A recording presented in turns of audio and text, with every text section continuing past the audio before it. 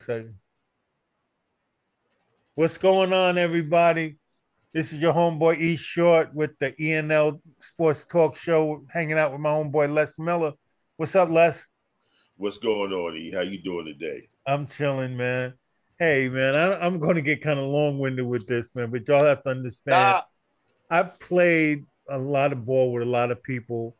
I think the number one person I played games with was probably Earl Fuller because I played in a lot of games with Earl. But Les would probably be second. But this brother here, I didn't play a lot of basketball games with me and Les have played a lot of games, won some championships together. Um, Brooklyn's own, Westinghouse own, Canisius College own, Phil Seymore. Hold What's up. going on, my brother? Lower East Side Prep Alternative School owned. There you go. I agree. Don't How you forget, doing, bro? All is good. That's good, man. We just lost you there, man.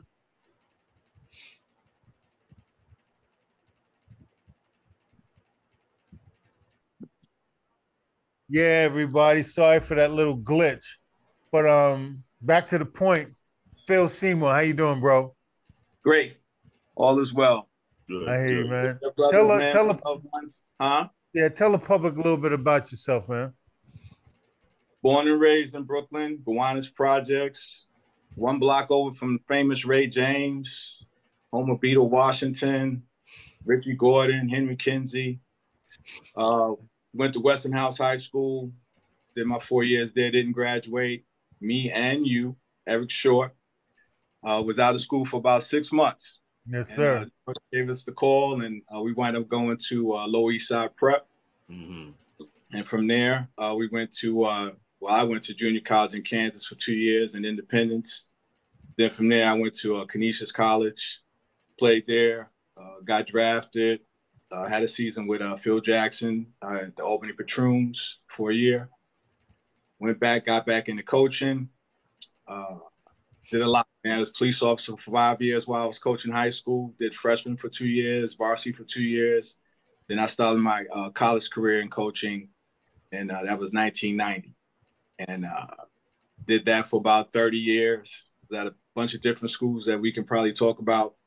Uh, did some time as an AD at the College of New Rochelle. Finished up my career at Fredonia State, which is a Division III school. Mm-hmm. And here we are now, and I'm teaching elementary school PE at Sandalwood Elementary School in Essex, Okay. Maryland. I have to commend you, man. I'm sorry. If I could, I'd give you a standing ovation. That was the best bio, I'm telling you. straightforward answer. All the people we've interviewed, man.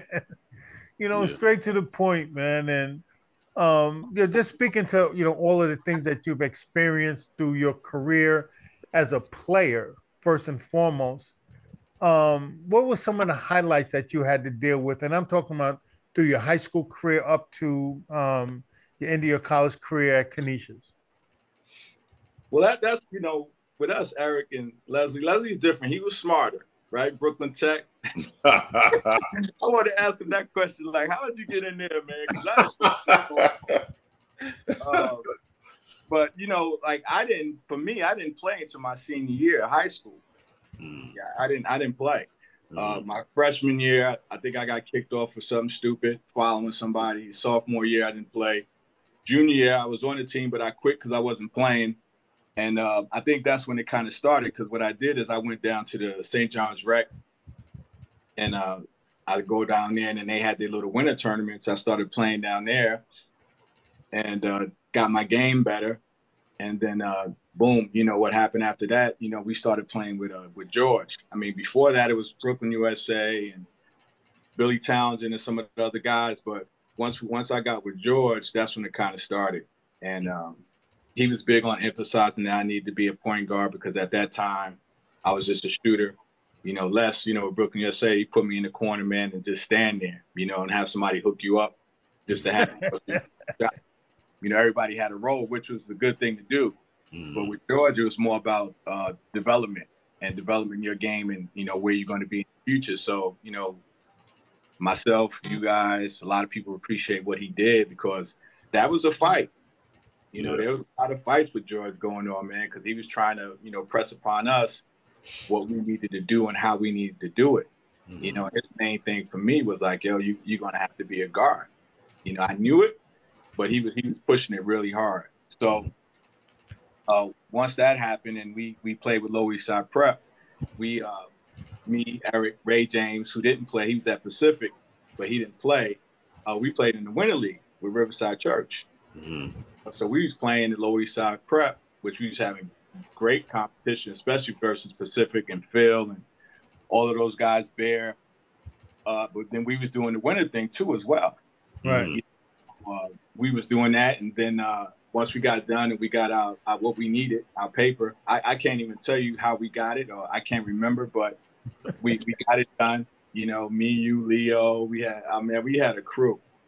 So after that, we did our little summer thing. We split. You know, our big break for me and Eric, and I have to say Les was a part of it, but me and Eric was kind of going through it at this time. And you know, our big break was the Nationals in Arizona. That was a big break for me because he was killing, right? And I remember this too because the way that they did it at that time. You would play. How'd it go, Eric? You would split. Everybody would get split time in the first half, and then in the second half, find the guys that they're doing well. Yeah, everybody that you wanted to play, you can play them. So, Eric had a great tournament. He had a much better tournament than I did. And I'm gonna keep talking, even though I think because my battery's going on low, but I'm gonna continue talking. I'm gonna plug this in.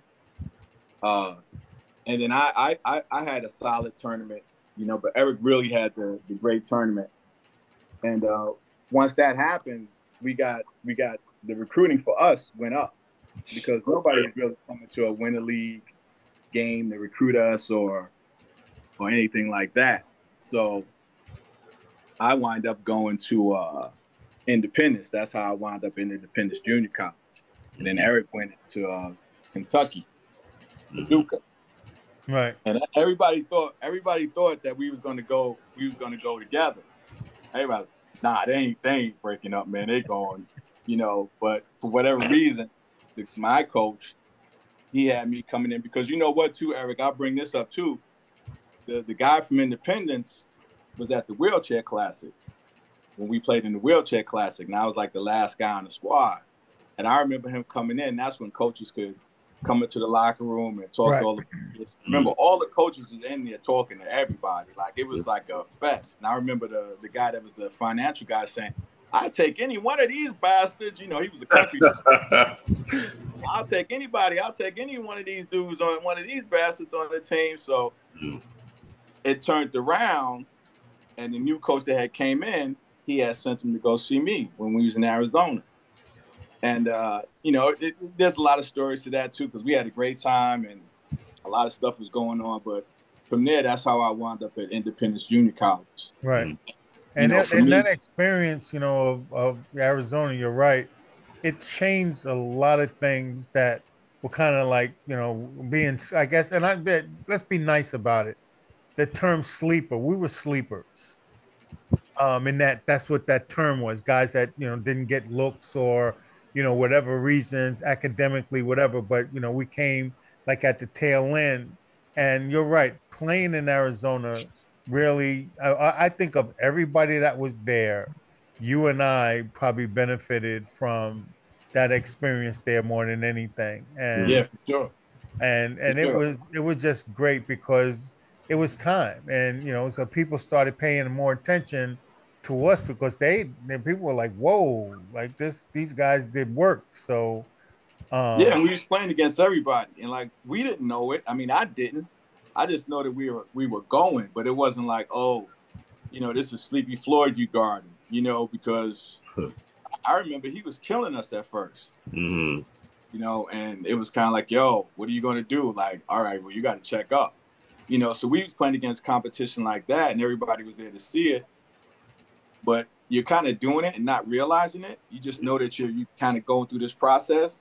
I think like Scooter and those guys, they were well more, you know, educated in that type of competition, you know, because they came in with goals.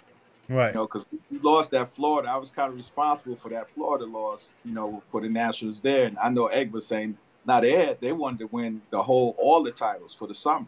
Right. Exactly. Yeah. That was, that was a great experience. And I think that led to everything because, when I went to Independence, they recruited me as a point guard.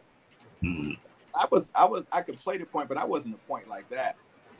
So that whole summer, that's all I worked on was my ball handling skills. And, when you go away, you know how it is less. Like if you go to school and you say you're from New York, the expectation is just a little bit different. You can say you anything and they'll believe it because you're from New York. Yeah. So I'm like, I can fake these guys out being a point guard. Let me just work on my handle, so I did it. That's what I was. I was a point guard there at Independence, and they had just came off 2 national championships, so the competition was great. Mm-hmm. And then from there, went on to Canisius. At that time it was between. I really wanted to go to Tulsa because Nolan Richardson was the head coach at West Texas, and we played West Texas.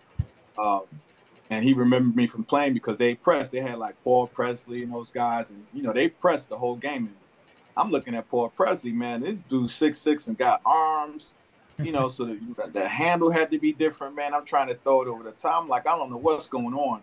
Mm-hmm. But he remembered that, and I took a visit there. And this is the interesting part, right? So I took the visit because Mike Anderson, who was the past coach at St. John's, Right. and at Alabama, Arkansas, he was there for a visit, but he was hemming and hawing. So he's like, man, this guy I don't think he wants to come. So, you come on up. So I went up there. Me and him was, staying together. And I wanted to go, man, because he had the plan. When he talked, he was like, this is what we're going to do. We're going to go to the NIT this first year. We're going to win it. And then we're going to go to the NCAA tournament. And they did it. Right. This is what he was manifesting to me, and then he reminded me of George. Okay. Okay. Black coach. Like we're in the city, we playing for black coaches. You're not playing for too many white, with the exception of Lloyd and the Gauchos who had the money. But everybody else is black.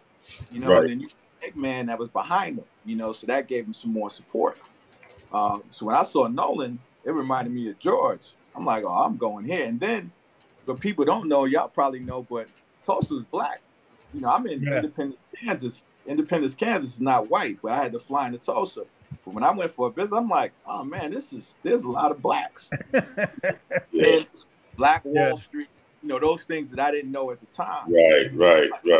Yeah. Kid, And you're right, Phil, because it's funny, like 2 weeks ago, I was in South Carolina on vacation. I saw a special about the SEC conference over the years, and they spent considerable time less, Phil, on Nolan Ryan, man. And I got and some things that I didn't know about him.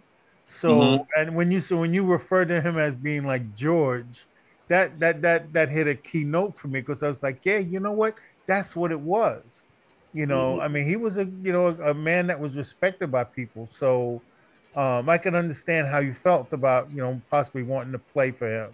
Oh yeah, he was real. He was. I mean, he was telling it how it was, and what his plans were. So then what happened was I went back and I had visited Canisius after that, and he called me up. He said, "Hey, Mike decided he's going to come." I was like, "Cool." He said, "You know what you're doing?" I said, "Yeah, I'm gonna go to Canisius. They promised me 30 minutes a game plus I'm placing the point guard that was there. Renee Stevens was played there. And obviously I didn't know, but I knew of Larry Fogel. Right. Even though he was in school in Detroit, he was a This Brooklyn the dude. offense. Yeah. I mean, that's automatic, because we grew up seeing Renee and I heard y'all talking about last night. It was always Renee and Russ. Right. Those two together. I remember them calling us over at one time, Eric, and just telling us what we needed to do. So I knew they were there. So he's like, oh man, he said, man, you want to go to Canisius? Man, look, I got some friends in Florida, yada yada. I was like, nah, I'm good. I'm thinking I'm closer to New York, which in essence I'm not. Right. That's right. I'm like, but I was like, yeah, I want to be closer to home. Those coaches, they was like, Yeah, go ahead, motherfucker. Keep thinking that you get closer to home. You don't realize 9 hours away. But Yeah. I'm closer to home. So I said, man, that's where I'm going. And that's how I wound up there. And that was it, man. And then got my 2 years there and played and, had a solid career there. Had some great experiences. I remember we ran and we played against Tony Biles. We was out somewhere in Wyoming, and Tony was at I think he was at East Carolina, and East Carolina, yeah. He didn't play the first game, but we was hanging out, man. That day before the game, we was in there. They was in the hotel room. They got kicked out of my hotel room, man, because they was hanging out. And then we wound up playing them in the not the semifinal game, but the consolation game.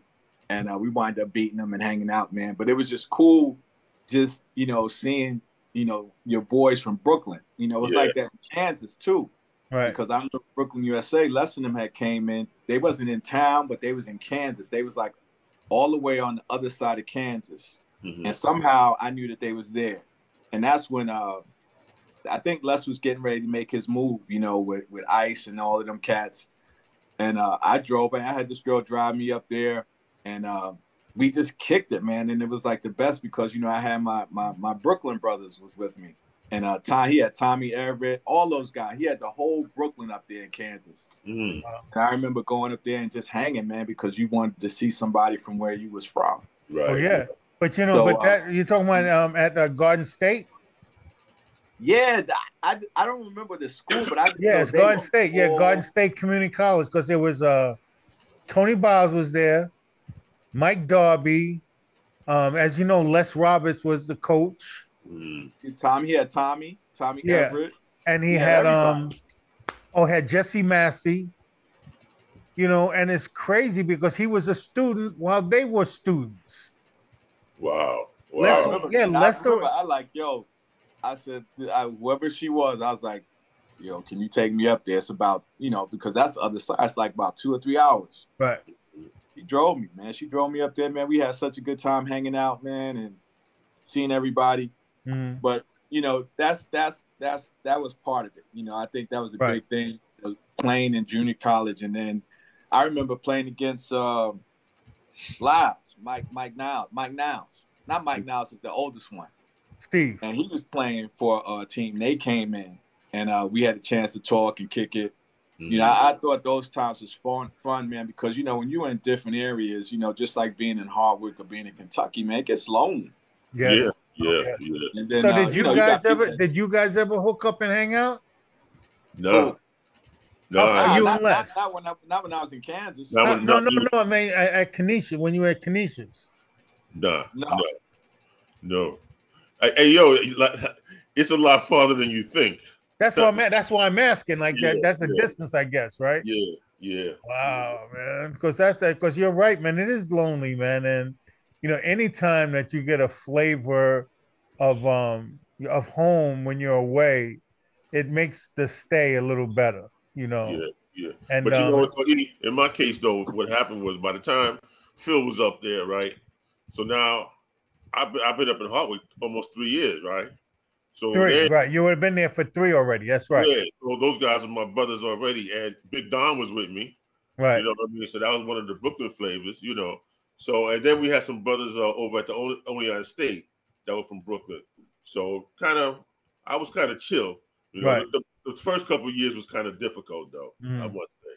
Yeah, so that having that comfort, man, it means a lot though, man. Oh, yeah. Absolutely. For real, Absolutely. man. Yeah, so that was good, man. So then after that, at that time when I had got drafted, they had us all go out to Los Angeles and play. So we played in the summer league out there, and Hubie Brown was the coach at the time. Mike Fratello was the one that had us. That was putting us through all the workouts and stuff like that. So that was a great experience. And then once we came back from that, because they was cutting down there. I didn't get cut there, but they was cutting when we was up there. And then at the end, I remember him telling us, he said, "Hey, if any of you guys right now, if you want to go over to France, I got some friends who'll hook up in France. You can go over there if you want to go." And, nobody's going to raise their hand in that group. You know what I mean? You're not gonna say, because it's almost like a punk out move. Like, nah, I'm making it. You know what I mean? So, and I wasn't going overseas anyway. So then once we got back, then that's when I got released, and then that's when I had to go and try out with the Patroons. And that was interesting too, because when I went, it was I think it was the Patroons and Utah Jazz was combined. There had to be about 500 cats there. Wow.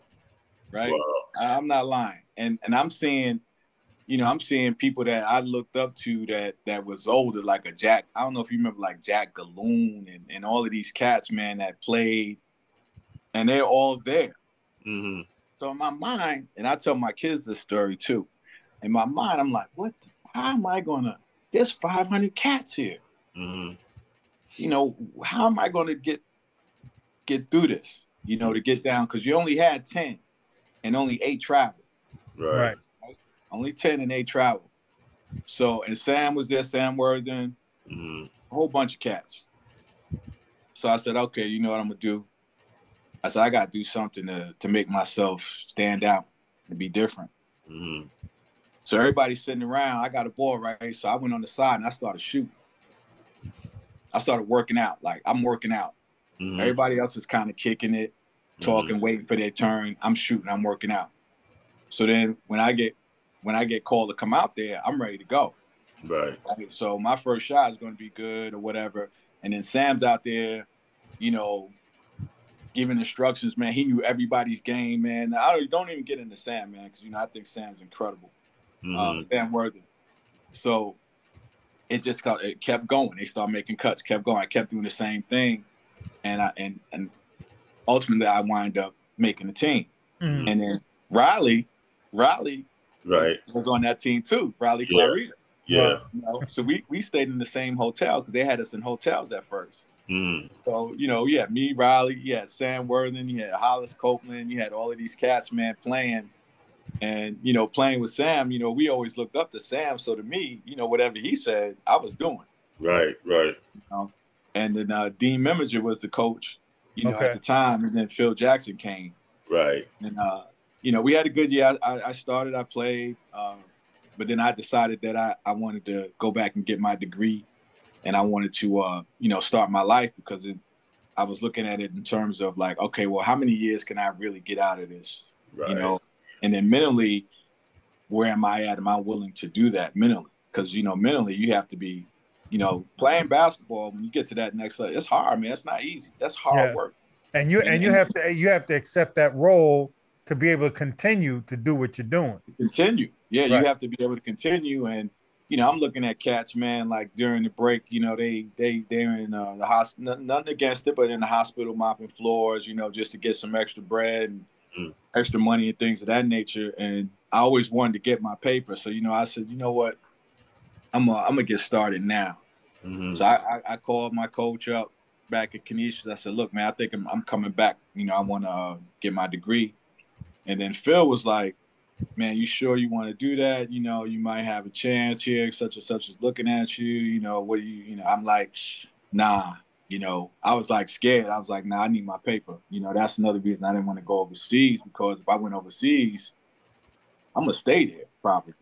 Yeah. You know how we are, Brooklyn. We make a home anywhere. That's right. Give me a TV and some honeys, and I'm good to go. That's. And that minimum 2 meals. That minimum 2 meals, you good. Two.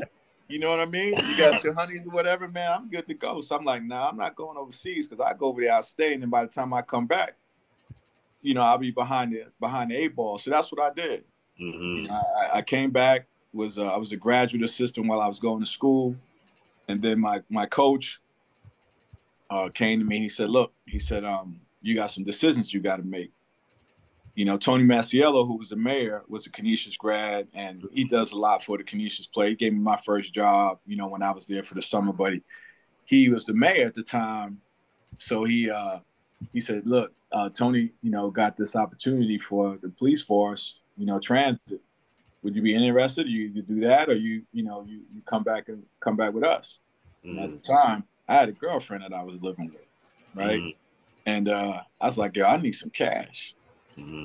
So I took the job in with law enforcement. I mean, I had to go through the academy, the police academy, and all of that, and I did that. So once I started that, I was still going back and doing the camps at Canisius. I never stopped. I was always around. So then I would work at camp, and one of the coaches there said, "Hey, man, you want to coach, freshman basketball at Turner Carroll High School?" I said, "Yeah, we give you a little bit of money." I said, "You give me this, I do this for free. You gonna pay me for this?" Yeah, right. Easy Like, choice, right? yeah, I was like, man, because I was doing like little summer leagues and working with kids. Always worked with kids my whole career. So I took that job. So that the year that I was in the academy was the only year that I wasn't coaching basketball. So I coached freshmen, and then I was assistant to the varsity, and I took over the varsity for 2 years. And that the year I was an assistant, we beat Christian Laettner, for the Class C state championship. Okay. Because Christian Laettner went to Nichols in Buffalo, which is a private school, and we wind up beating him. And he was nice then. He could pass. He, wasn't a selfish guy. Very unselfish, well-rounded. I remember coaching him. He had a plan. He had a plan in terms of what he was doing, what direction he wanted to go in when you talked to him. And then it just continued on to there. And then that fourth year, we had won the Catholic title. So I had some good players. So then my coach calls me up. Nick McCarchick calls me up. So I'm like, oh, he calling me. And I remember this because my dad had came up and he was staying with me. He was visiting. And he said, oh, he want one of my players. But he said, no, I got a job opportunity. I said, huh? Yeah, you can, I want you to come up in an interview for the assistant job here at Fordham. Because he had left Canisius and went to Fordham. I was like, all right. Then I get another call. And it's from Canisius head coach, Marty Marbach, who had came from Villanova when they had won the national championship. So I was always going over there, stopping by, always a part of it. And he's like, I'm like, the same thing. You trying to ask about one of my players, Damone James. He's like, no, we want you to come in and interview for this job. I'm like, oh, man, God is good, right? I'm going crazy because my thing was, I was going to be in law enforcement. I started going to grad school. It would keep me off the streets. I wasn't a police guy naturally. I didn't want to be breaking up. So I was a cat that was giving people breaks. I catch them stealing, man. Like, yo, get the hell out of here. Give me the money. Give me the liquor, whatever you got. Go about your business. So then I wind up going up to Fordham and interviewing. So then I interviewed. So then my coach told me, he said, listen, we're not going to give you the job. Nick McCarchick, right? Straight shooter, man. Nothing but respect for that guy. We're not going to give you the job, but this is what you're going to do. You're going to go back. You're going to tell them we offered you whatever, $35,000. We're going to give you a car. We're going to do this. This is what you're going to go. This is what he's telling me. He's like, you're going to go back. You're going to tell him this. And I'm like, huh? Yeah, he said, you're going to go back. That's what you're going to tell him. I go back and I told him. So then all of a sudden it's like, oh, somebody else wants him. So push come to shove, I wound up getting a job at Canisius. And then that's where my collegiate career actually started as a full-time assistant. Okay. And then it kind of went on from there. Right. Because then you jumped into Richmond, am I right? Well, we was with Marty, right, for about, I think it was about four years. And he got fired. Right? So now we're in limbo. And then Beeline comes. And then one of the assistants, Dave Nyland, was his cousin. Right? Nyland's in the Beelines. So then he told him, he says, because he's coming from Division II. Right. He told him, he said, look, man, you should keep everybody. Keep the whole staff, because you coming from D2, you really don't know, a lot of people recruiting-wise. So he kept the whole staff. Okay. Right. And he told me, he said, look, I got you on probation, for a year to see what you can do. Really? Wow. Yeah. No, listen, man. Wow. He said, I got you on probation, man, to see what you're gonna do. I was like, cool.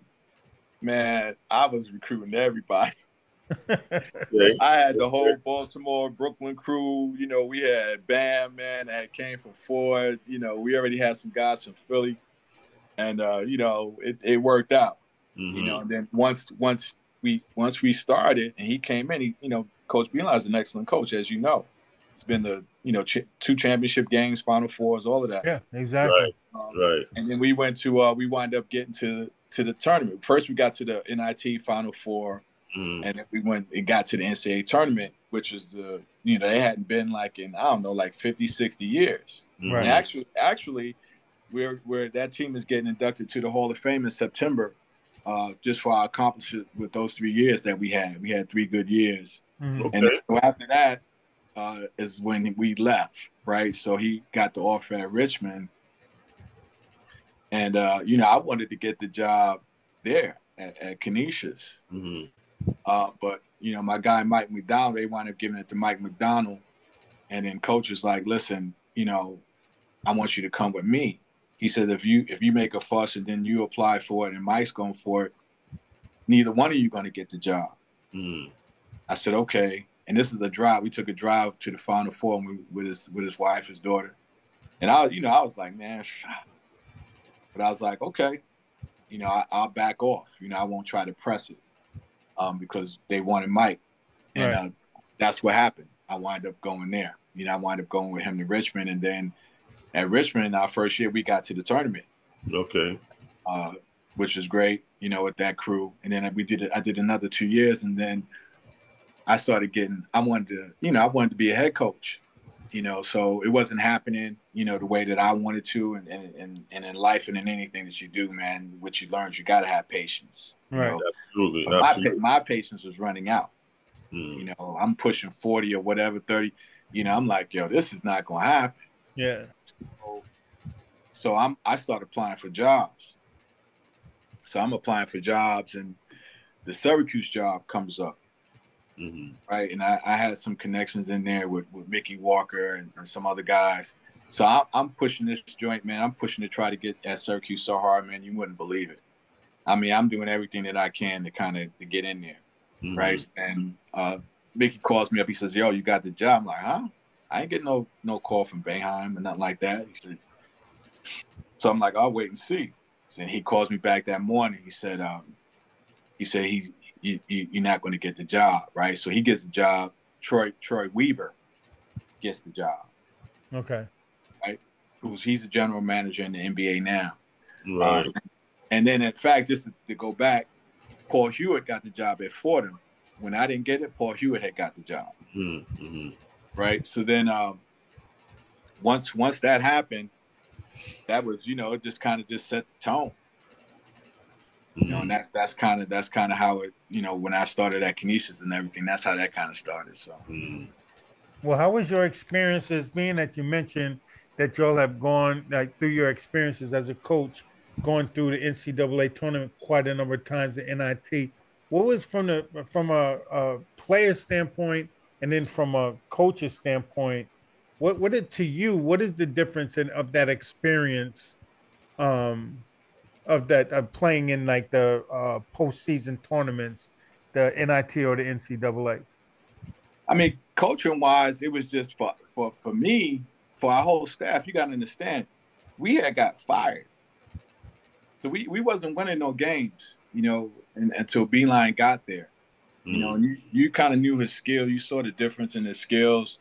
No knock on Marty Marbeck, anything like that. Excellent guy. Learned a lot from him. But you just saw a little different. And to take those L's, when you taking those L's like that, and then all of a sudden you finally, the numbers align, and you might not be playing like, we never wanted to see St. Peter's in the first round because St. Peter's was a defensive team. They had an excellent coach. We never wanted to see them. Whenever we saw them, it was always tough. So this time it aligned. The stars kind of aligned, and the matchups was the way they were supposed to be. And we got to the tournament, man. So that was very emotional, man, for a lot of people, for myself, for our staff, for our fans. Just experiencing that because of all the work you put in.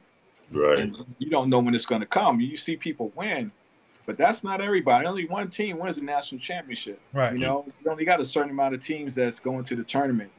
Then you got to get out of it. For us, you got to get out of our tournament to get into the NCAA. They wasn't getting that large bids at the Right. time, so we had to work to get there.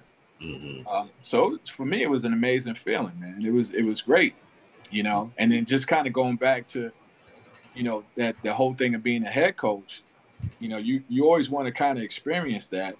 So when I left Richmond, I left because I wanted to be a head coach. So when I didn't get the job at Syracuse, Boeheim called me and he said to me, he said, "Hey, listen, man, you're in a good spot there with Coach Beeline."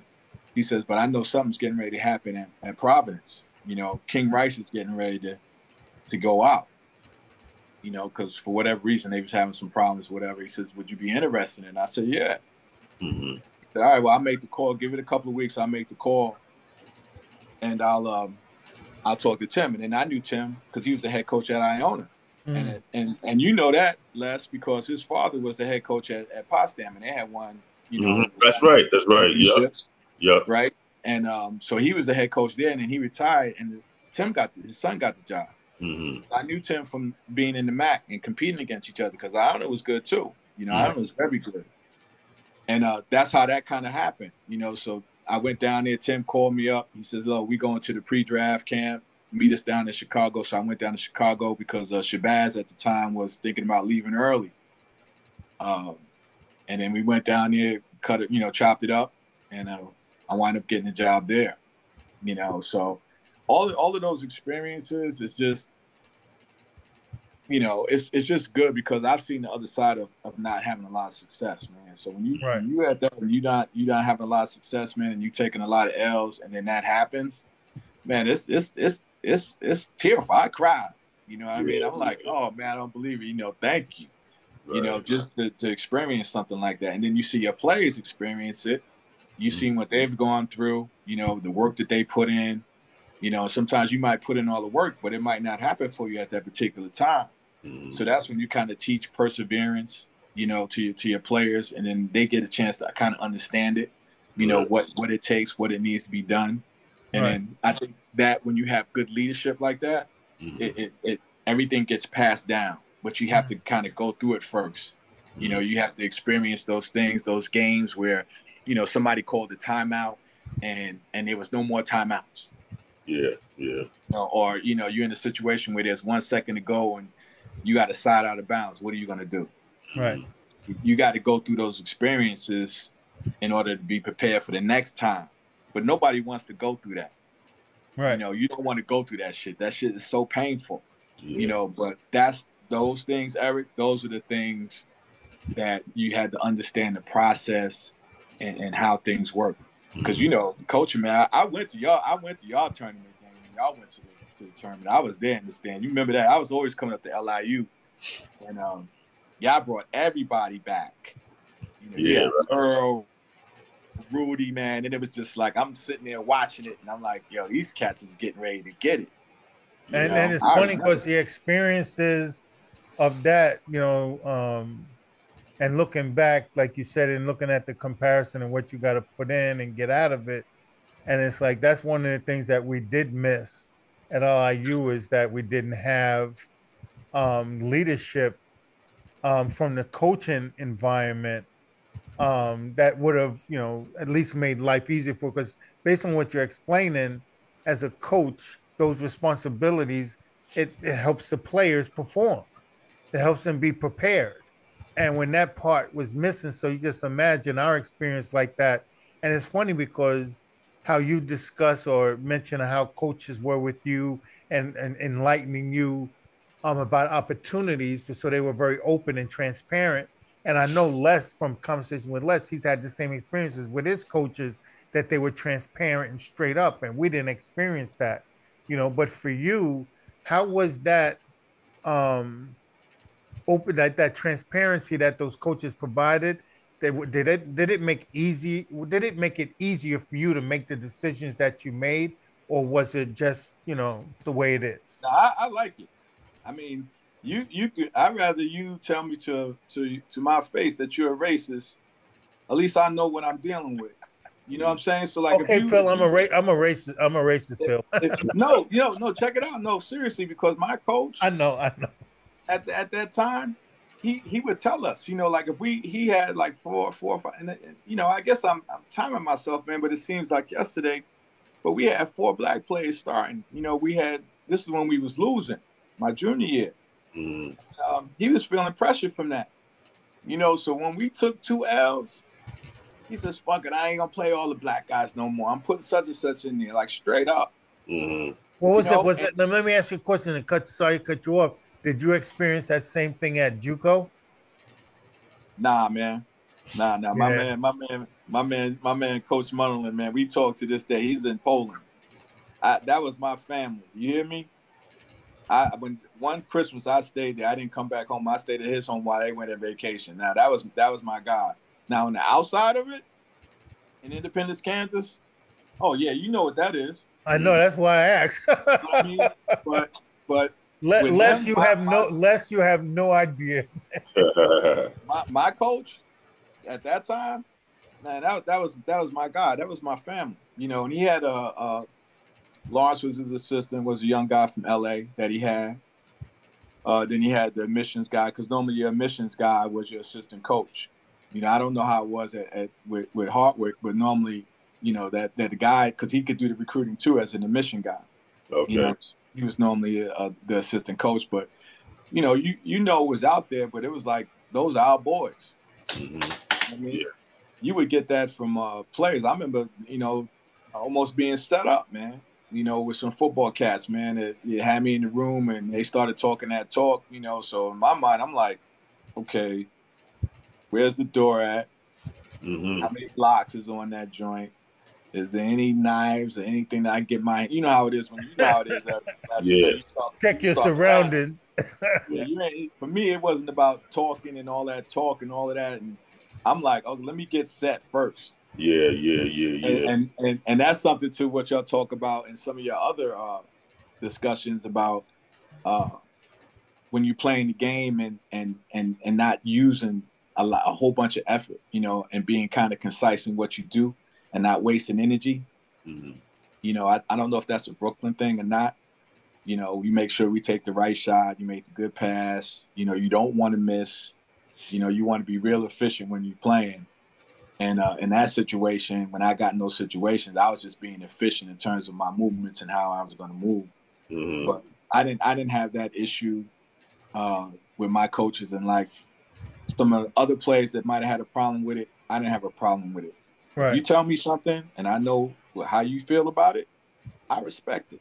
Right. If you're doing something to hurt me, then now you got a problem. Right, because it's different. That's a different story. Yeah, exactly. If you're talking to me about how it is, it's like, yo, I'm getting pressure from these people, man. I got to put a white guy in this lineup, or I got to put 2 white guys in the lineup, and we not winning. If you're not winning, you can't fight. I'm like, well, we're not winning, so he's got to. This is something that he has to do, whether I like it or not. Yeah. But I respected it. I respected it. And he respected me. Right. So, for all my coaches that I've ever had, I've always had good relationships with. I mean, obviously, if you're a good player, it helps. But I always, had good relationships with my coaches. Right.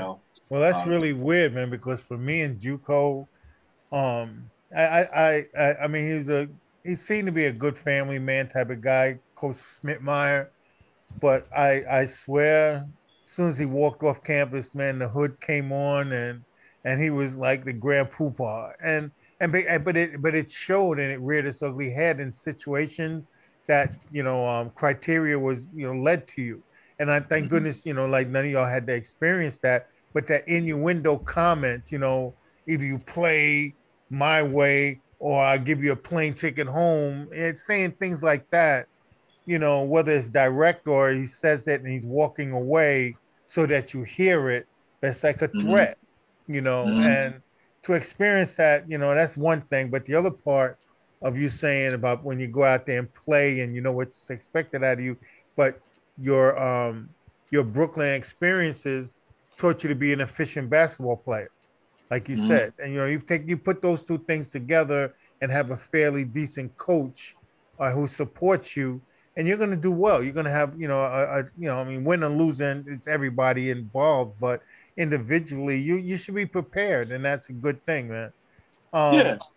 Why don't you speak to like the older? Let's go even further back. Let's talk about like the high school days, and I'm sorry to change, the format a bit, but let's talk about that Rucker summer, man, and how you how that experience was for you. And what do you remember about it? Well, let me tell you this so you can go on this if you want to. You got to remember too, I coached women basketball for 7 years. I didn't Yeah, we're mention gonna get to that too. We're gonna get to that too, right? if you don't have time, I just got to put that out there. Yeah. But for the Rutgers, again, Eric, like Les. All right, so let me just say, me and Les, okay? Eric, you was on a different level, man. Mm-hmm. I don't know how it was for you, True. Les, but you was on a different level, man. Like you, Ray, y'all was having these experiences that I didn't know anything about. Yeah. Y'all was going on trips. Y'all was doing all of this stuff that I didn't know nothing about. Mm-hmm. You know what I mean? So when we got with George, all I heard was this Rucker thing, like not the other tournaments that we was playing. It was like these other tournaments. This was me now. This is what I'm hearing.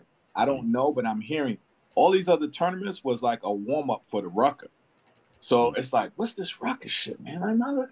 We in Brevo, we rolling, we in such and such part, we over here playing, we taking trains, and you got to take the 2 trains, and then somebody else is going in the car, and we're gonna meet him at the game. Somebody comes in 5 minutes later, like, what's this Rucker shit? You keep talking about this damn Rucker.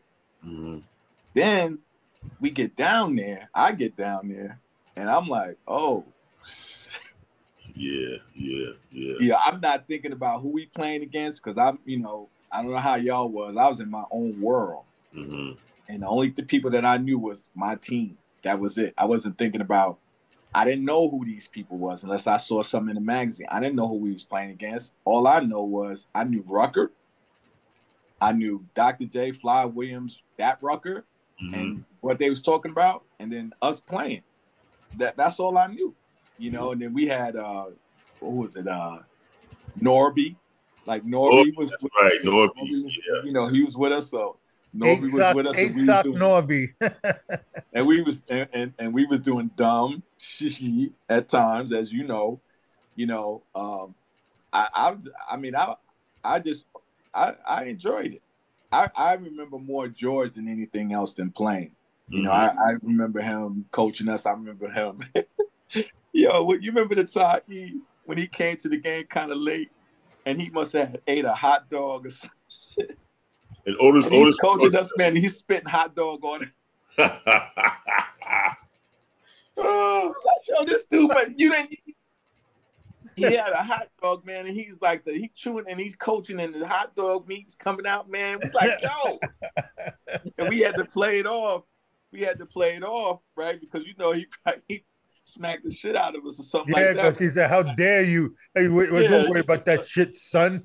Yeah, I'm looking at he got like a piece of hot dog on his That's funny shit, man. But the experiences were like once again, like the efficiency wave they expected us to play, the notoriety that nobody really understood of Brooklyn coming there and playing, and then I mean there was like a lot of secondary and stories amongst the stories, and you remember a lot more, because like I said, I was in my own bubble. I was just, my thing is I was with y'all, and then then we was a team going in. It wasn't like it was like one individual. It was like this, our crew. It was like an Olympics or Empire State Games. It's like, no, this is the big. When we going in here, we going in, and this is what we're gonna do. Mm-hmm. And then Eric, you was like keeping everybody kind of in check, and then George is just like that famous thing he used to say all the time, man. He's just like, yo, when you see a lemon, what do you do? And it's like, squeeze it. Squeeze it. I'm like, all right, everybody's saying squeeze it. Yeah. All right, so we ain't taking the brakes off. We going for the kill. And Yeah. he used to emphasize that. And I was getting it, but I wasn't really understanding it. all I know was what the answer was. Right. You know, it's like if you see a lemon, what do you do, son? When you see a lemon, and we was just like, squeeze that shit, squeeze it. Yeah. You know, so it's like go out there, and But put he it was, on. Don't let up. he was quietly a very weird kind of motivator type of guy. But it's like, but that efficiency that ran through us, you know, you run through everybody. It's kind of like, in my opinion, and I don't know if it worked out this way, if that was his intent, but he had every aspect of the game plan covered, from point guard, big point guard, strong point guard, real tiny, you know, trainee point guard, like with, you know, Jeff Mitchell, you know, small forwards that were interchangeable. And then I got a host of big men, you know, that are like just, you know, That's really they're securing everything.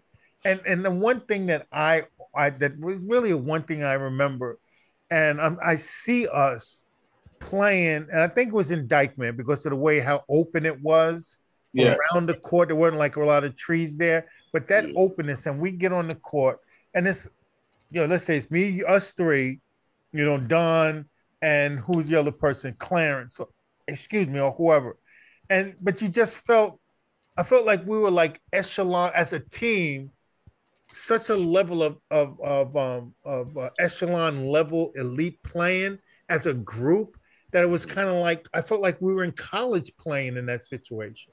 Yeah, I agree. It was different, man. Like I said, it was this. Everything was a lead up to that.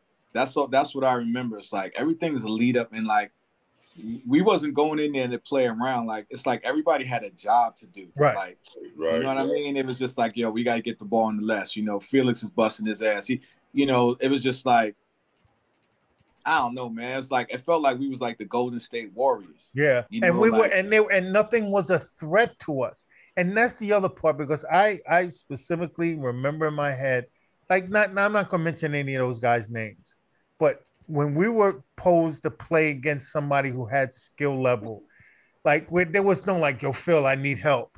I never asked you for help, man. yo, You mention never asked names, me, man. What do you mean you huh? ain't gonna mention no names? Mention the names. Yeah, Mention the names, man. This is a podcast. Put the names out. This yeah, ain't but it's like boxing. This playing ain't. against Artie Green and playing against, you know, Kevin Pollins and, you know, those guys. It's kind of like they were like the echelon players of, you know, Harlem and the Bronx. And none of us ever asked for help. Like I don't need help with this guy, man. I'm gonna handle it. I know what I got to do. I know how to play him. And the help came on a natural side, but as far as your confidence level of thinking, well, damn, I'm playing against Eric today or Les today. I'm gonna need help. But they were asking for help from, you know, for us. Like, yo, you got to double team Phil. Get the ball out of his hand. Let me ask you this, Les. Uh-huh. You like I said, Eric was above us, right? So he knew everybody. Did you know who the hell we was playing? No. Did you actually know who we were playing and like the players that we was playing against? Not really, man. I just came with my hat on, man. I was ready just to play, man. That's just Les's business only for Les, man. I felt the same way though, but I didn't know these cats. No. I knew them. I knew them. We But was that's like a crew. We was a crew. That's what I'm saying. Like there's a difference between, you know, when you have the individual play and like you're going into this thing as an Olympics or Empire where nothing matters, man. It's like we got to come out. We want this. That was the one time I knew, not in Arizona, but that's the one time I knew it was like, oh, we got to get this championship. Like this shit ain't playing around. Like we got to get this shit done. How we got to get it done? I don't care who's killing, who's rebounding. You know, we got to get it done. That's what I remember. I don't remember no dudes who we played against. That's true. All I remember is us. Yeah. Well, the only reason why I remember them or know them is because played against them all. Yeah, but I played the year prior against them, and so like like Mr. Couch and that crew of people in Dykeman, you know, the guys, you know, from Harlem. I played against all of them. So I mean, the year prior playing with Ricky Jarvis and them, you know, but when and that was even different. Playing with those guys was so different because they were no nonsense guys as well. And they act like really mature, like Yams and Ricky. They were like mature, kind of quiet guys, you know. Different level. Yeah, different. but we were like everybody, but we were secure in our own skin, every single one of us. Like Les has his own identity, came in, and like you said, business as usual. Same with you, Phil, and we all knew what we had to do. And George was like, reveling in the previous championship. So I think his confidence level went off the roof, but he didn't take his foot off the gas though. No, Because but that's my point. My right, point, just like what I talked about earlier in terms of having to go through that stuff. Mm-hmm. So you had been through it. Right. George had been through it. Right. So you kind of could lead us through that whole process because I don't know what's going on. You know what I mean? Les, I don't know where your head was at in terms of what was going on. I just know what y'all talked about, but I didn't know the experience. I never had played in the Rucker in the park like that. You know what I mean? So when you have somebody like yourself, George, and whoever else that had experienced that, it was that just kind of me. like led us It was through. just me. It was just So everybody else was new. But I want to tell you, and I don't know if Les and I you talked about this, but you know who was like on the quiet side, probably the leader of that crew was Big Don, man. Mac, yeah. Big Mac, man. Big Mac was around. Yeah. He had played with Vinnie Johnson and stuff, man, in high school.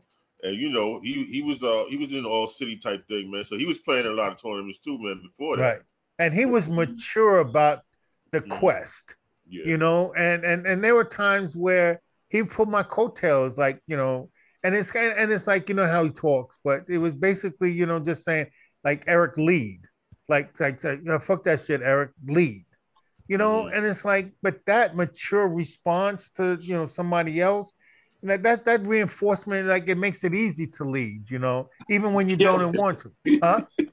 But that's the funny part, man. It's like, again, going back to like people that's going through it. So it's like, I don't know, Les, you probably the same way, but we're like walking and hiding behind you, as we going into these trenches. It's like, all right, well, Eric's leading, like, yo, all right, we got our back. Yo, keep your heads low, man. Just do what you're told. It's like you in war. Yeah. It's like, yo, who's gonna lead us through this joint, man? And like nobody was questioning who was leading. There was no question. It was kind of like, yo, like they talk about in those pictures, like, yo, he's gotten us this far. He's going to take us all the way. And then that's kind of how we were. We was kind of like, well, yo, Ian and them know they went through it, man. So just listen and do what the hell you told, man. And we can get this shit done.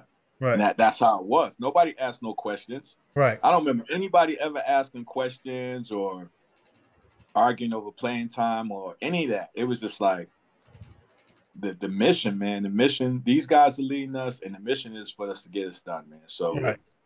Yeah. That was my experience. It didn't seem easy, but it was easy to conform so that we could get it done. Got to get it done, right? Yeah, you got to get it done. That was the whole thing. It was kind of like, yo, we got it done. Let's get the fuck out of here. We got this shit done. That's it. Out. See you, Manhattan. We're going back to Brooklyn. Yeah. Yo, but the whole thing was the fact that we had already been playing together in other tournaments. So even though it was a different environment, we still had the same leadership and we were doing the same things. Right. We were together. We was all together. And it's funny because like not just one punch in the face is gonna, knock down the opponent. There was everything about the way we played, the way we managed time, the way, our guards handled the game situations, and where they had command over everything. The way the boards were taken care of makes life easy for guards. And when you got lesson done and grabbing rebounds and kicking it and running, it's kind of like you got everybody on their heels all the time. Guards can do what's expected of them. Swingmen can do their job, and that's the joy of it. And that experience was, I never had to do your job, Phil, and you never had to do mine. I mean, in some cases, because that's the game is like that. But I'm just saying, overall, we owned our responsibilities individually, and it made it fun, man. And I don't want to lose the memory of it, but I am. I mean, there's things I don't remember about it, but it was I know one thing was a fun time, and we had a good time. Yeah. But Another thing is this though, man. It's not like we was playing against punks back in Brooklyn. We was playing against the best in Brooklyn, man. So it as was well. only the change of environment that made it different. You know what I mean? Right. Yeah. Because we were the underdog. So Right. We take that's that how we monster learn. somewhere else and kick ass, man. Yeah. That's how you learn. But that's what team is all about. That's why you always try to teach your players, like, we got to do this together. We got to stick together. You got to know your roles. And that's when you have that success, when you have a good coach that can make everybody feel that way. And then you don't have success when you have people trying to be individuals. Right. As we all know, you don't go far. But that's hard to do. Yeah. Especially in these day and age when you're talking about money and you're talking about, cats getting paper and getting paid and all that. It makes it 20 more times difficult. Right. Yeah. And because you're held more. Yeah, because you're held more accountable for your actions. And a lot more pressure. Yeah. And the good part is that we carried our own pressures individually, but George corralled it. And so this way you can go out there and have a good time because and for some reason, I think one of the things that based on what you were just saying, Phil, is that he made us believe that we were a team, that we could trust each other at a really high level. Yeah. And, and I don't know how much of it I can give him the credit to, or if I give the credit to each and every single one of us that just the mere fact, just buying in did it. Everybody bought in. And like you had to though. Oh yeah, but I'm just saying, but you could have been somebody could have been an ass, but nobody did. He wouldn't have lasted. Right. I know, but I'm saying you'd have been on another team, man. Nah, you wouldn't have lasted. You'd have been on another team. Just like when I was telling you earlier about how, me and George would have our little fights. There was a time where I had left my restoration, for a short period of time. I don't know if you remember that, Eric. I mean, it's just coming to me now, but because George was like a father figure to a lot of people. So for me, I was always like, hold up, man, I got a dad. Yeah. I got a father at home. You got to approach me a little bit different. Yeah. But because of the environment of certain people or what have you that, because, George had those gangsters too. He had gangsters around, man, that, didn't have a lot, so you had to have a certain type of temperament, with the kids. And I think, with myself at that particular time, it was just more or less in my mind. I was like, I got a dad at home. Yeah. I got a dad. You're not my dad, but it all worked out. Yeah. And that's funny thing that you say that, Phil, because a lot of times when we interview people and people that are aware of the George Murden relationship with each one of us, they always say, Les and Eric always had both their parents. But it's like, yo, and I said, and every time people say that, I sit back and say, well, shit, so did Phil. So did Felix. I mean, a lot of us had structures at our home, at home. And so, like you said, you go through the little toughs with George here and there. It worked out. Some people had less, issues or whatever. But the goal was to fortify what you were getting at home as well as who you were going to be. And based on your history, Phil, you turned out to be a pretty decent person. And so, well, the thing is like mostly this is what I did find out for myself too, is that the people that I had battles with, those are the ones I learned the most from. Who had the biggest impact on me at that time in particular? George did. Right. Not Lloyd's. Not, loved Lloyd, Les Rob, all of them, but it wasn't them. It was George because he was banging. It's like, he's taking all of us, man, and it's like molding steel. Yeah. It's like, yo, this is the shit you got to do. What are you talking about? No, you got to be a point guard. You got to do this. Yeah. Pass the ball. Get the ball to the wing. Do these certain things. So we had to kind of fall in line, man. It's just like with Gil Reynolds. There's none of that, like, you going up to the side and do whatever you want to do. That wasn't happening. No. Call that hood ball. Yeah. You know what I'm saying? Like, if you talking about hood ball, we going from one spot to another. That's nothing. And like you said, we were more disciplined. We were listeners. We were listening to what was being told, what we needed to do. I.e., go in the corner. You're going to stand in the corner. When they pass it to you, you're going to shoot it. I wasn't like, yo, I want to do this, I want to do that. I mean, I didn't know. I stood in the corner. Right. You know, so a little bit different there, but just, you know, the impact that George had for everybody, for a lot of cats. And see, this is the other thing people don't realize. Like, remember, George was taking us to the track. I remember going to the track, man, and running around the track, man, strengthening up my legs. You know, he was putting in like that extra time. Yeah. Stuff that we needed to do. And that, to me, it's like that carries over to me now, and probably to yourselves, how we work with the youth, because that's what I do. That's what I've done my whole entire life. You know, because somebody did it for me. You know, somebody has to be that ladder. You know, you can't always be at the top. There has to be somebody in between that's going to help you to get to that next level. Somebody has to be there. You know.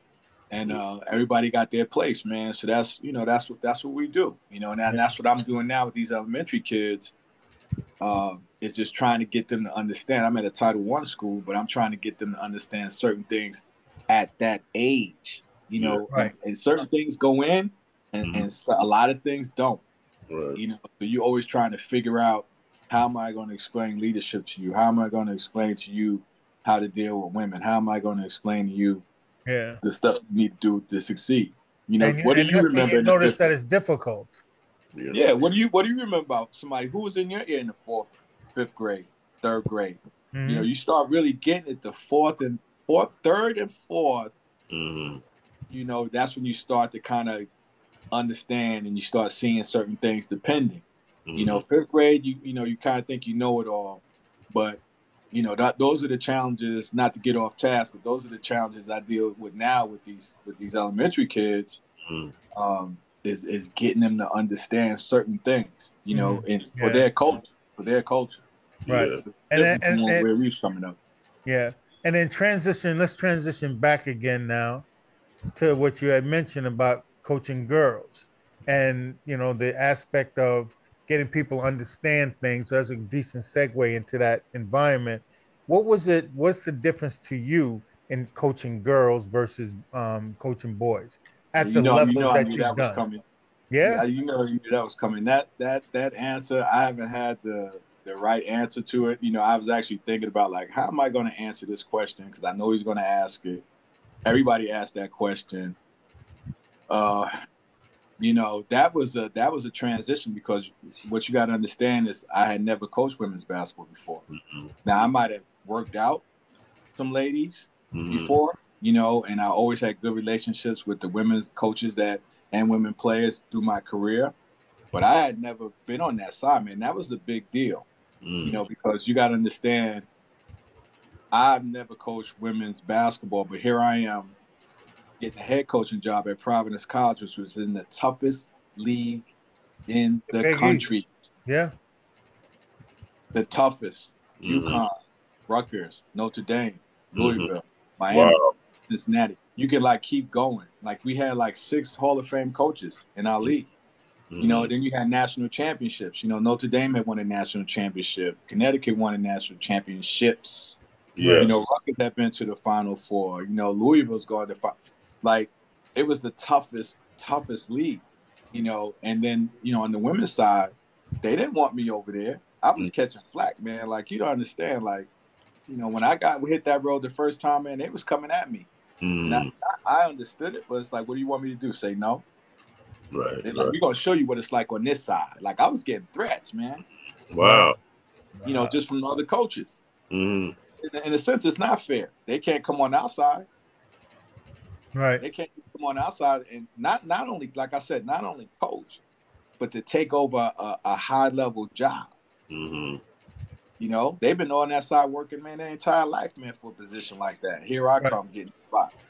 So anyway, you know, I had to make that adjustment, and then because I was cool with a lot of people and a lot of coaches on the women's side, I had good relationships. I was able to, you know, talk to them, ask for their advice, you know, talk to the women's coaches in other sports and hockey and sports like that, in terms of, you know, the difference and how you deal with them.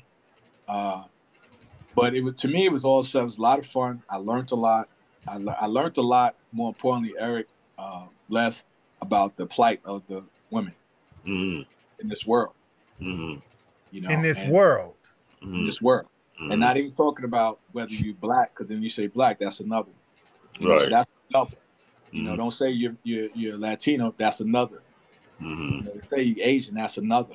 Mm-hmm. You know, so I learned about that a lot. Like just on okay, well, how much does women get paid compared to a man on the dollar? You know, at one point it was like 35 cents to the dollar. Right. Right. Right. I think it's like 60 cents now. It's going up. Mm-hmm. You know, but those things that was like the biggest impact. And I'll say this too, coming over to the other side, and then you dealing with genders, you dealing with you know, gay relationships, things of that nature, which is look way more open. You don't have that in male sport. You don't deal with that. Right. Right. You know what I mean? Relationships, you know, things of that nature. Like, how do you deal with that? Like, I had situations coming in, and you know, the young lady or young ladies or whatever might have just told their parents that, hey, you know, I'm gay. Mm-hmm. You know, so all of a sudden that parent is disowning that child. Mm-hmm. You know, so I saw it from a different lens, because I'm like, that's your child. Mm-hmm. So whatever, like, how you going to disown somebody Right. because of Right. what their choices are? Right. Now everybody And now that child is in your space, and you have to manage that. I'm seeing it. Yeah. You know what I'm saying? Like, this is what I'm initially seeing right before we even played games. You know, we have these championship team discussions, and you have those, you know, two-day discussions where you're talking about everything, and you know, everybody's crying at the end. You know, we was having, you know, things like that. So I discovered a lot, and I'm like, my mind on the outside, you don't see those things, but on the inside, it's like, yo, what just happened, man? Like, Right. owning somebody, Yeah. you're not your daughter no more. Yeah. Right. You know, so you know, you learn how to deal with that, and you have to learn how to manage it. Right. You know, And the biggest plus thing you're was dealing with the aspect of just the mere fact that they're there in that space trying to do what any other student athlete would be trying to get out of that experience, as well as the school and classes. right, but the best thing is, and this is the real thing. The best thing is in sports, you know, when you're coming into a college situation, regardless of whatever you're dealing with, you're already coming into a team. You already have a family. If it's Right. a normal student that's coming in as an individual, and you're going through stuff like that, and you don't have no outlet right Yeah. away, Right. it's a problem. Right. Yeah. I When you see come that. in as an athlete, you already have your team. Mm-hmm. You have, you know, you have a certain amount of support, and then, you know, once you, as a freshman, you come and you got your team, and then you kind of branch out. You have other friends, but Mm-hmm. initially coming in, you got a crew, you got a family, you got resources that you can go to. So Yeah. that's the good thing about that. That, you know, coming in, you know, we have sports psychologists, things of that nature. Um, you know, there's just a lot, man, that goes with it. But it was a lot of fun. The women, to me, they listen more. They're more on point with instruction. You know, following the instruction. If they like you, you know, they want to please you. You Mm-hmm. know, um, you know, one of the differences is like at the end of the year.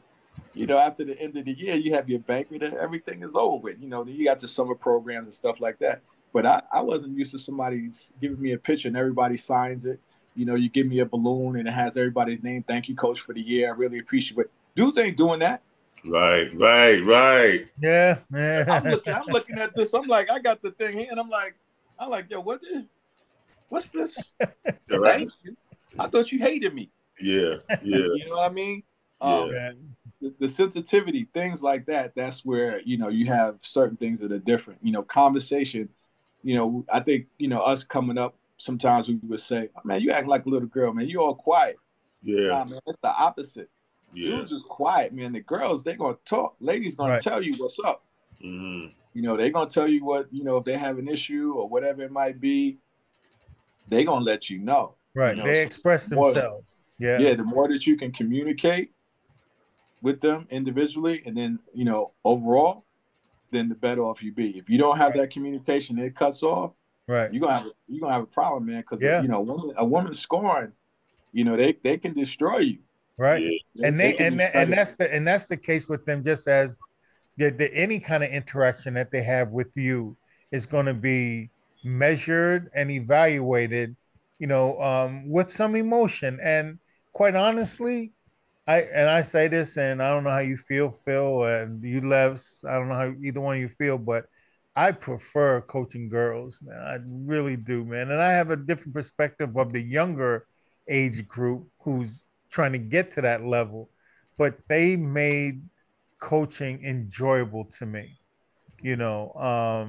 And like you said, Phil, once they if they have your support, or if they're giving you support, then it's the greatest environment in the world. If they Yeah, cut ties with you, it's gonna be the hardest, you it's know. rough. It's Yeah, rough. You know, it's it's rough. rough.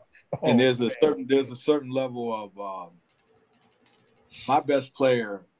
She's Big East player, first team all Big East, Chelsea Marandola. Now that's an interesting story in itself because Chelsea Marandola's coach is her cousin, which is Joe Mazzulla's dad. So Okay. Joe Mazzulla, who's the head coach of the Boston Celtics now. Right. So Joe Mazzulla's dad coached my best player, which was her relative, her uncle. Mm-hmm. Right. So that's like Italian and black, like that. But she was like the toughest, one of the toughest players, male or female, right, that I ever had. Really? One Wow. of the toughest and one of the highest level. I didn't even understand her competitiveness, how Was she a competitive she guard? was. She was a She guard, was a right? guard. Yeah. She was a guard. She was an athlete. Highly, highly competitive, highly tough.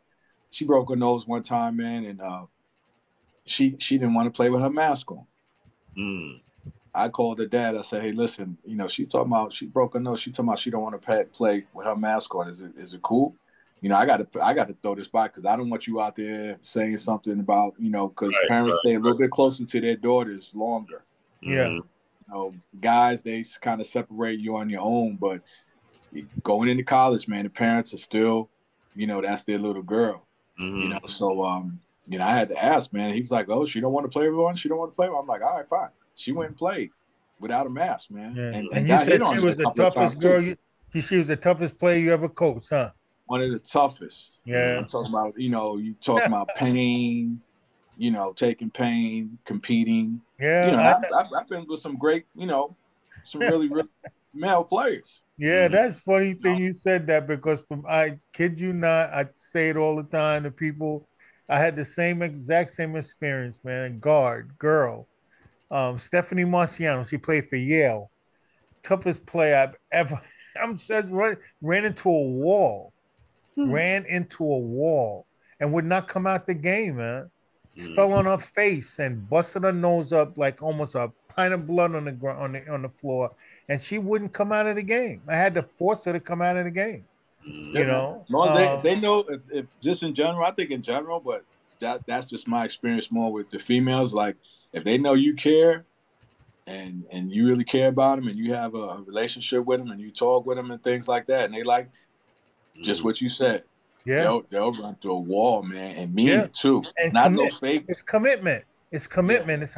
It's how. I mean, and I could be wrong. So please, no one quote me on this. But the commitment that women have towards their sport and participating and competing, it seems to flourish. And it does. It's the same thing, same definition. But it seems like they're putting more push on it from their effort into committing to give everything that they have, and that yeah. includes mentally, physically, um, that's what makes it enjoyable to coach them. You know, Plus the other thing too is they have a plan. Mm-hmm. They have a who plan. does it? Which one does it, man? They have a plan. There's a plan going on. So when you're recruiting and you're talking and you having these conversations, it's a different conversation. Because Mhm. I remember one of my first recruits, and she was like, "Well, no, this is going to be important, coach, because I might meet my husband there." I was like, "Oh, damn! No dude is going to say they're going to meet their wife at college while you playing ball." That's true. But Nah, he's it's not just saying that. nah. But I, they have I'll speak on that from experience. Nah. Yeah. Yeah, academic plan, what their purpose is and what they doing. Like most of all my girls right now, my ladies are all, they doing well. They all got their own thing going on in business and having a lot of success.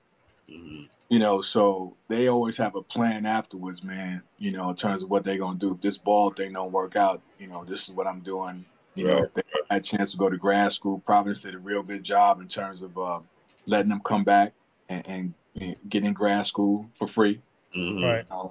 And they did really well with that. Yeah. Shout Well, a out to lot of like that has girls a before. lot to do with just the cap of, the next level. Back then there was a bit of a cap on the next level of opportunity as an Yeah, athlete. So it was easy to say, well, this is not the normal course of action for a female athlete because there's no opportunity. So I better be focused on the other things that are important. Whereas, men, where everybody thinks they're making it to the league, and everybody thinks they don't have to go to class, and everybody thinks that, I'm the best thing since pancakes, man. And, yeah, little do you know that ain't nothing better than pancakes. The hell are you yeah. thinking, So, Yeah, um, but all in all, man, great experience. We had some success. We had came like when I took the job over, they had won a Big East game in like 3 years. Like it might have been one. Mm-hmm. You know, didn't wasn't doing a lot. Didn't have a lot of success for a while. mm, So we kind of built it up and got to a point where we made it to the where did we get to the WNIT. We got to okay, the Final Four of that. You Mm-hmm. know, had some success there. So that was good for them to see you starting from the bottom and then kind of working your way up towards the top. right. Mm-hmm. And Like I that's when I said, seen y'all play in Greensboro. Am I right? that team didn't go. That was yeah. When you came up to that we was coming. Yeah, Right. it was getting Because stuck because you you had like that my girl point from guard. Charlotte, right? Yeah, the point guard. Yeah, Right. Kendra. She wound up leaving. And wound up going to Charlotte, which was that was another thing. But Yeah. um, yeah, it was a lot of fun, man. I was blessed to be able to do it. It helped me not only understanding women and their plight, but also my daughter, um, my wife, just understanding different things from a women's perspective. Mm-hmm. In terms of your own perspectives. Mm-hmm. We're in our own side. Like you're not, when you go over to the other side, you see what it is. Right. Yeah. Yeah. You'll see, you'll find out like, oh, this is competitive, this is real. So great experience, man. Great Mm-hmm. experience. Yeah. Yeah, I can imagine, man. And how many years you were women's coach? How many years was that? 7. Got 7? 7 good ones in. 7 good Yeah, man. ones. That's enough to call you experienced. Right. For real. 7 good ones, man. But the 7 good bad the ones. bad part, Les, is that they only have 10 wins. No, I'm only kidding. Like lots of times, man, like we get into these just in collegiate coaching in general, you get into the wins and losses, which is important. Mm-hmm. But when you put a lot of time in, you had a lot of time in the game, coaching did a lot for a lot of people, man. Yeah. What I'm saying? You're getting paid now. Yes. So, it's not just about winning. You're supporting your family, Right. you're supporting your kids. Mm-hmm. You get an opportunity to travel everywhere. Um, it's a good job if you can keep it. If Mm-hmm. you can keep it and stick with it, you're Mm-hmm. blessed, man, because it's tough life, but it's a good life, man, if you can manage it. Yeah. And I think if you keep your nose clean and put your get the right leadership around you, you can last in it a long time. But just like anything else, like marriage, people quit, can't Mm-hmm. take it, can't take those L's. Right. Want things fast. Or the Mm-hmm. pressure from outside is too much Yeah, on you because pressure they from have your family. expectations too. Yeah, pressure from your family. Yeah. Pressure from your wife. Mm-hmm. You have to have the right person. Again, shout out to my wife. We just celebrated 35 years of marriage. Nice. So Nice. she Congratulations, man. she's Yeah. been, and I know y'all got your time in too. Yeah. Yeah. But And she's real cool, Les. yeah, you got a chance to meet her when I came through. Yeah, She's that was real cool, cool, man. man. that Yeah, man. was I that was mean, cool. and it's it's such a joy, man. I mean, even having daughters as well, man. That's another common thread for us through three. So That's yeah, mm-hmm. and so the experiences, man, were all too real for us all, and um we're in the 30 plus in marriage to each one of us as well, right, Les? Yeah, man. I've got 38 years this month. Yeah, Ooh, you yeah. leaving 40 for I'm us? getting ready to be, what am I getting ready to be? 40? 30, 39, No. 39. 39. I'm at 39 now. I'm getting ready to be 40. Oh, You I just ain't done turned nothing, man. 39, right? I'm a Yeah, baby. just turned 39, man. Yeah, man. I'm a baby, man. I ain't got nothing on you. I was thinking I was doing something. Yeah, man. Yo, you in the 30 club, and that's what it is. It's not like the exact number, bro. So Yeah. don't Okay, I'll try it, take it. man. Don't try it, man. Don't try it. I'll take it. Yeah, there you go, man. But yeah, she's a real nice person, Les, man, and a perfect match for this brother, man, for the jelly No, roll. I tell you, man, I think all our wives must be saints because to put up with us all them years, man. Come on, man. You got to be part saint. Oh yeah, you can't. It's not normal. No, man, listen, man. I'm tired of you saying that, man. It's not must be. It's not must be. They are, man. Hey, they are the difficulty that we all spew individually. We'd had to have a special person have to deal with that, man, and that's the truth, man. And Yeah, no doubt. but there's a lot of value in that, man, because that's the one thing that I brag about. All of my boys, man, all of y'all, especially y'all, like y'all two, like Jarvis, like everybody, man. Is that we're good men, man. I'm sorry to say this, man. Throw this in there, but we are, man. We've done some good things. We're not knuckleheads. We take care of our families, Yeah. and like the commercial says, like we became something else other than, a professional at the sport that we loved and played. And look at us now. We're talking like 40 years later, man, and Mm-hmm. um, we're good men, and that's I just want to take my hats off to you, Phil, and the journey that you took or have been taking in your career, man. And I'm just really proud to say that I was your teammate and your friend. And now you got anything for us, Les? Yeah, I did want to ask Phil a question about because you've coached on all the different levels, 1, 2, and 3, and Yep. in college. And I wanted to know about your experience at Fredonia, because that's a whole nother world, right? Yes. Yes. Yes. That's Yeah, a different world. yeah, that Different whole world. thing. You know, it to me, it's like it's wherever I'm at. That's where my feet at. That's what I'm into. Mm-hmm. So when I was with women, I was into the women's basketball. Right. When where I was at, Providence, wherever I was at, that's where my feet was. So when I got to the Division III at Fredonia, it was kind of the same thing. Mm-hmm. Different recruiting, different recruiting, and you gotta wait. Mm-hmm. You gotta wait because you gotta go through what. I want to be an all-star, so I want to go Division I. Oh, okay. Well, I can't go Division I high. I go low. Can't go low. Now I got to go to 2. Can't get into 2. All right. So now I got to get to 3. Mm-hmm. Oh, well, no, you know what? I think I'm going to go to prep school and see if I can get better. No, that's not going to work. No. So you always had to wait, Okay. unless you was dealing with kids that have a plan. You know what I mean? The ones that have a plan, other than just say, hey, I'm trying to get to the league or whatever you think you might be trying to do. Mm-hmm. It was about, okay, well, academically, what am I providing for these kids? Mm-hmm. So it was a little bit different in terms of how we recruit. You always had to recruit in bulk, for me.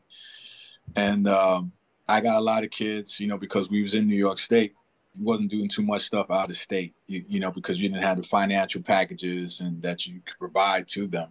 Right. Now it's a little bit different, because now with Fredonia at least, and even with some of the other SUNY schools, we bought a PA. So they have a special admissions for PA and I think Ohio, they can get in school and pay the normal price instead of paying out of state. Out of state, yeah. Mm-hmm. So that was important. So I was that's when I started going back to Brooklyn a lot, to start doing some recruiting. Mm-hmm. So that was fun, but it's not easy, it's, Mm-hmm. you busting everywhere. That was the first time that I had the experience of busing, men and women together. Some of the better schools, they might have individual buses, but we always rode with the ladies. That was fun. You had to separate them, because the dudes was trying to kick it, or the girls were trying to kick it to the On dude your they way to like. the game. Get Yeah. your mind right. And then, don't even talk about spending the night, man. Now you got to stay in the hotel. You got to be in the hallway. But it was a lot of fun because, when you're at that level, you're not getting scholarship. You got some kind of scholarships, but you're not getting a whole bunch of money. And they there because they want to be there. Right. So it's a different type of commitment. It's like you're getting up at 6. I got them getting up at 6 o'clock in the morning running. They got up at 6 o'clock in the morning and ran. So you have to paint a different picture, for those athletes, in terms of, what am I doing this for? What am I getting out of this? What kind of success am I going to have? So that part of it was fun.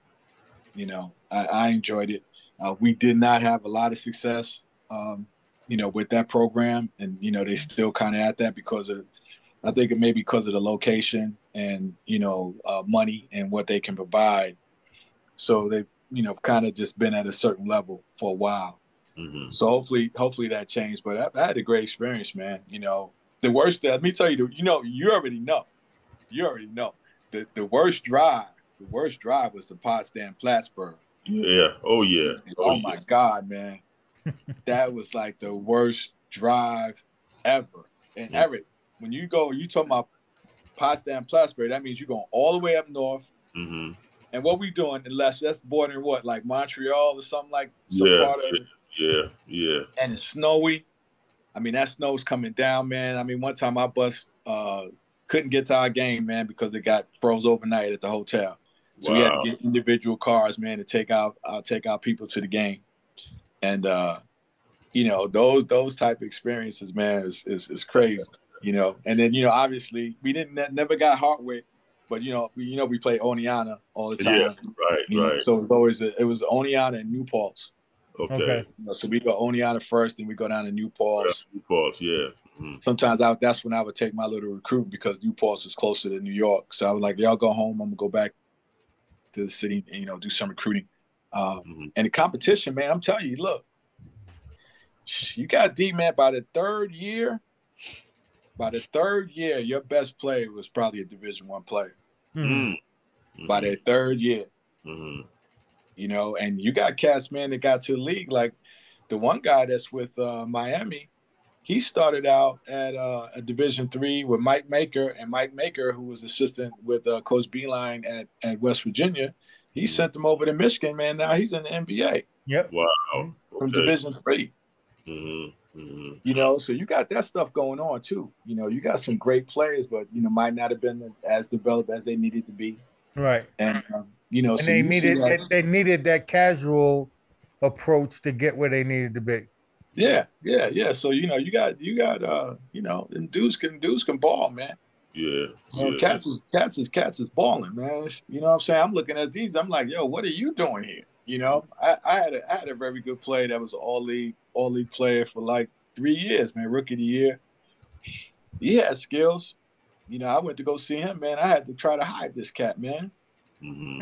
Because I'm like, I don't want nobody to see him because he's not out. Diamond in the rough. Nobody knows. Let me get this kid now.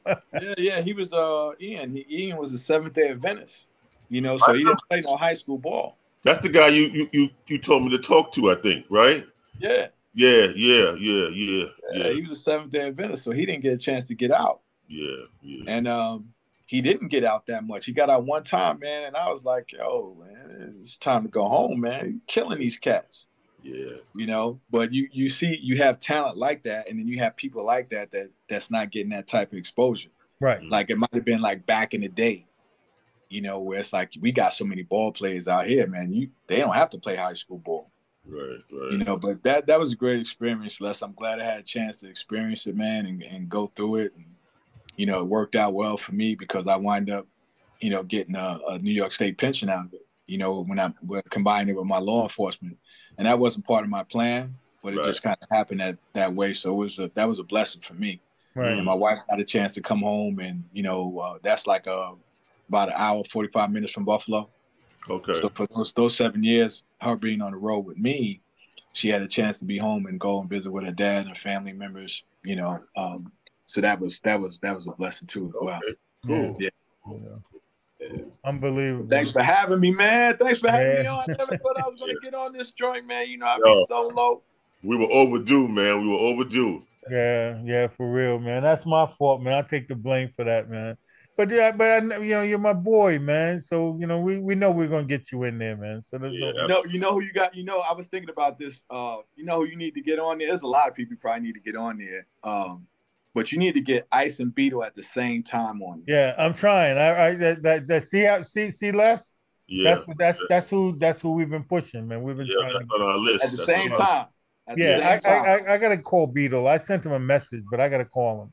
And then I call Lice and let them and see what they say, man. But you're right, man. And because that tandem, yeah, there's a lot of stories between them two, man. I know. Yeah, and Ice used to live around our way before he moved out. That's right. That's right. He lived in Gowanus, right? Yeah. Well, he was on the outside. Okay. He was on the outside near Wyckoff, right? And he was skinny. He was small. Mm-hmm. The next thing I know, he moved, man. Next thing I know, dude was like 6. I was like, yo, what happened? Yeah. But yeah, man, Ice was around our way. Yeah. He was around our way, man. A lot of people don't know what the Gowanus area. There was talent like all over the place, man. I don't know about any pretty girls over there, but I know they had some good ball players, man. No, listen, check this out. My first real girlfriend was in Ray's building. Oh yeah. A block over, Ray James building. Okay. I was following Ray, man. Whatever Ray was doing, that's what I was doing. Ray had the first girlfriend, man, and I was like, yo, where you get one of them at? Oh, she got hair, man. Where's she at, man? How you get you one of those, man? He was like the first dude. Then he had one, and I was like, yo, I'm gonna have to get me a girlfriend, man. And one of my first real girlfriends was in his building, man. Following that cat, man. I'm losing my mind on this, Les. Yo, man. Ray was the leader, man. Phil is the trip. Shout out to Ray, man. Ray was the man. Okay, but I'm more on your case, man. Yo, this guy is crazy, Les. Man. I'm telling you, man. Like he used to say like the weirdest things, man. He's like, yo, man, you slobbing that girl down.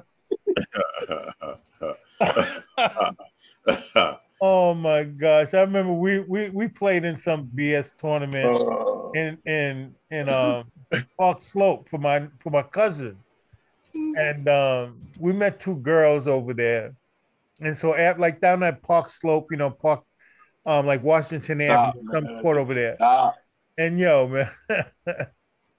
Okay. And so like after the games, it was like sit on their stoop and slob them down. All right, man. That's enough, man. We don't need to hear that. I know. That's as far as I'm going. I ain't going no further than that. Yeah, but yo, last one, man. Check this out, Les. Okay. So, we got stories for days, man. This is like I should join you on this shit. So when we travel, right? So we on the train, getting on the train, and the environment that I came up in, man. We had drug addicts and everything around. I mean, it was everywhere. So we used to do imitations, right? So I used to do the imitation. Now, God bless, all right, anybody, of a drug addict, heroin, because it was, at that particular time, it was everywhere. Right. This dude on his introductions, right? So say we're on the train and we see some girls or whatever, and he starts talking to him. He's like, "Yo, Phil, come over here, man. Yo, do the drug addict, man. Do the drug addict." Les, you should see. You gonna do it? You gonna do it? I forgot all about it, man. He used to have me up there at the girl, and he's like, yo, Phil, do the drug addict. I'd be like, yo, it's like this. Yo, man, I could have killed you, man. With the U-shaped mouth, drawing like, yo, man. Eyes in the back of your head. Man, we used to be cracking up laughing, man. Yeah. Product of the environment, man. It's without a doubt, man. But yeah, it's all good stuff, man, and the memory's strong. So, Like you said, we're stories, we got stories for days, man. But we're kind of like at the end of the show anyway. So that was good that we ended up with with the drug guy. I know, May right? he rest in peace, man. Because I'm retiring that guy, man. We're done with that dude. But everybody, I just want to once again, I want to thank Phil Seymore for coming on the show. Um, I love you, man. I really do, man. I mean, it's been a long Love you relationship, back, brother. and that's how we roll. Les, what you got? No, man, there's nothing but love for that man. I tell you, man, you're an impressive brother, man. You know, I'm more in love with you now, man. After this interview, man, because that was some good stuff. Yeah. Yo, but after all said and done, yo, go check out my man over there, Coop, man, at your spot. Oh yeah, I looked him up, man. I looked him up on my phone. Yeah, I sent it out to my brothers, my Hartwood brothers. Yeah, set him up, man. Because my nephew and his wife, they went to Hartwood. Oh, get out! When did they go? For nursing. He younger, little Adrian. He's not little no more. I mean, Adrian's like 40-something, but they was at Harvard. They did their nursing over there. Yeah, it's a big nursing school. Yeah, they did nursing over there. I didn't even think about. I didn't even make that connection, but both of them went there. Yep. Yeah, Brad Cooper, right? Yep, Coop, man, that's the man. He the man. Yeah. He a killer. He a killer, man. Well, wish him well, man. Wish him well, man, for this season. I'm gonna hit him up, man. Yeah, definitely. Yeah, I looked at their record, man. They had the guy down to like one win, and I thought Hartwood, at least when I was coaching, like they was competitive. Yeah. They went to the Final Four one year, man. Yeah, they was competitive, man. So you're gonna get him back. You get him back. Yeah. Oh yeah, it takes time though, So everybody, just want to say, once again, Phil Seymore, thank you very much for coming on the show. Greatly appreciate you being here. Let's keep this friendship going, man. I love you. And everybody, once again, this is E Short, Les Miller, the ENL Talk Show. See you guys at the next one. Take care. All right. All right, y'all.